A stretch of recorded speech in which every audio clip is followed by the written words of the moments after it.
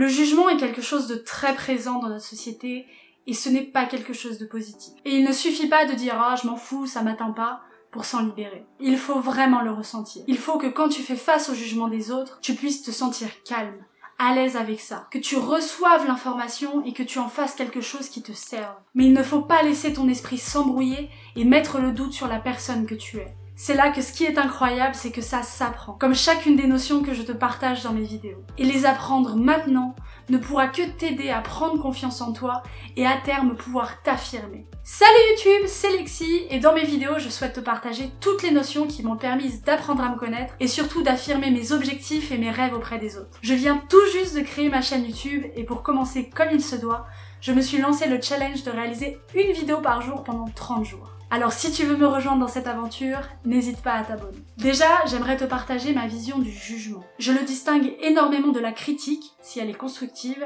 sinon pour moi jugement et critique, c'est la même chose. Le jugement pour moi maintenant, parce qu'avant j'avais pas du tout cette manière d'appréhender le sujet, c'est vraiment donner une opinion, mais uniquement pour partager sa vision des choses et parler de soi. Car je te le rappelle, quand quelqu'un émet un jugement, il parle de lui. C'est en fonction de sa perception des choses qu'il juge ta situation. Ça n'a rien d'objectif. Il ne réagit pas du tout à ce que tu lui dis, il veut juste simplement te parler de sa vision des choses sans prendre le temps de comprendre la tienne. Par exemple, si tu dis à un ami que tu veux adopter un chien, et qui te répond « Hein, mais t'es malade, mais un chien, mais ça salit partout, ça fait peur !»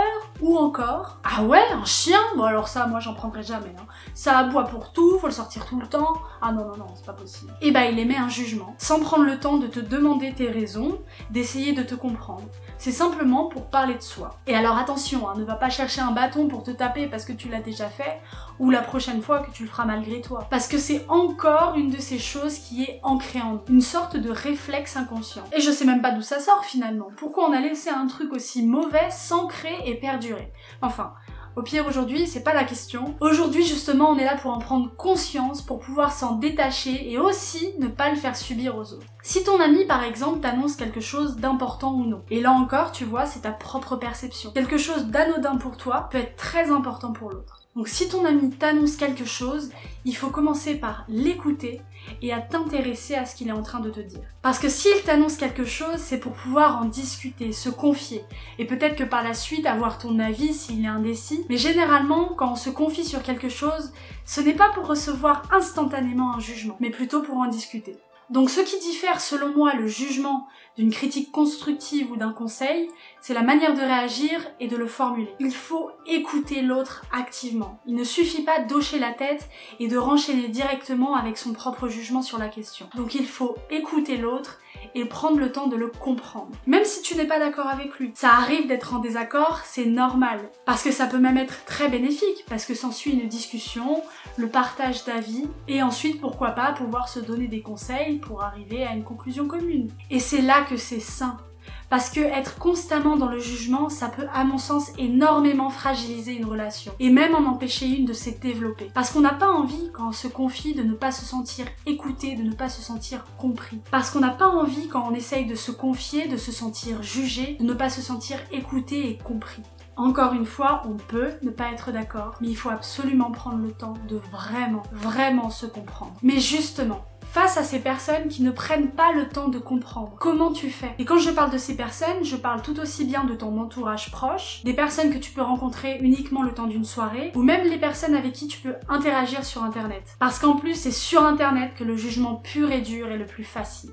Bon alors déjà, souviens-toi, la première chose à te rappeler, c'est que la personne en face de toi parle d'elle, qu'elle ne réagit absolument pas à ce que tu lui as dit et qu'elle veut juste te partager sa vision des choses. Mais attention, ce n'est pas pour autant qu'il faut blâmer cette personne, parce que tout comme toi et tout comme moi, elle n'a sûrement pas encore conscience de tout ça. Et ce ne sera d'ailleurs sûrement pas le moment de lui faire la morale et de vouloir tout lui expliquer sur le jugement, la compréhension, l'écoute. Ce ne sera pas le moment.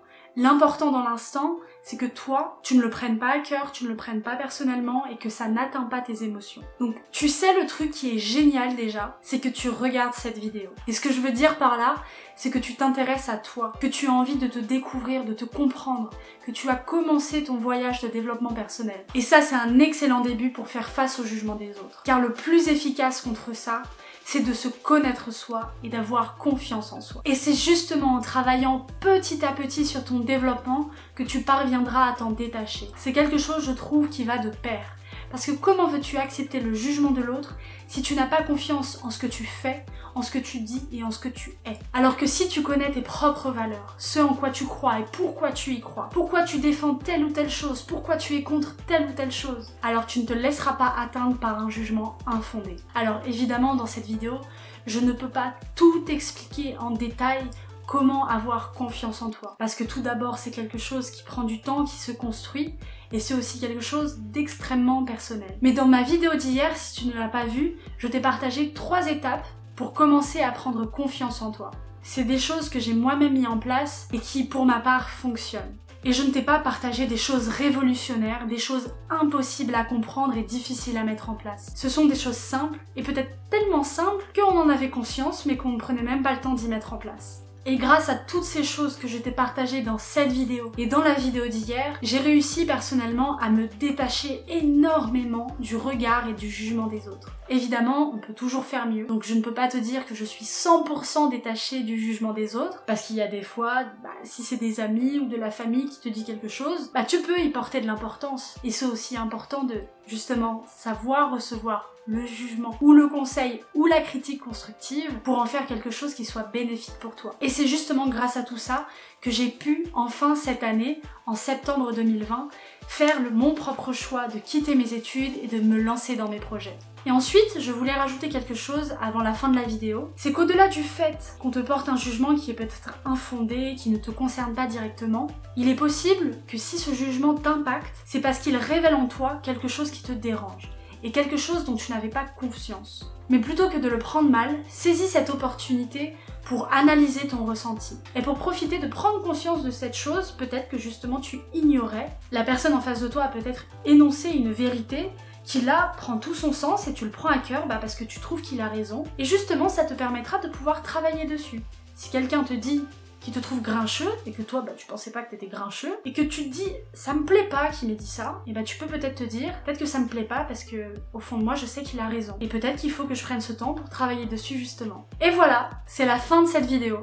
J'espère vraiment qu'elle a pu t'aider et t'apporter pour que tu puisses te libérer de ce jugement qui peut être un réel poids quand on essaye d'avancer dans sa vie ou simplement dans ses projets. Donc si la vidéo t'a plu, je t'invite à déposer un petit j'aime et à me laisser un commentaire, ça me ferait extrêmement plaisir de parler de cette thématique avec toi dans les commentaires. Et si tu es décidé à qu'on parvienne ensemble à affirmer nos rêves et nos objectifs, je t'invite à t'abonner et à activer la cloche pour ne surtout rien manquer. On se retrouve demain pour la prochaine vidéo comme d'habitude et en attendant je te souhaite une excellente journée.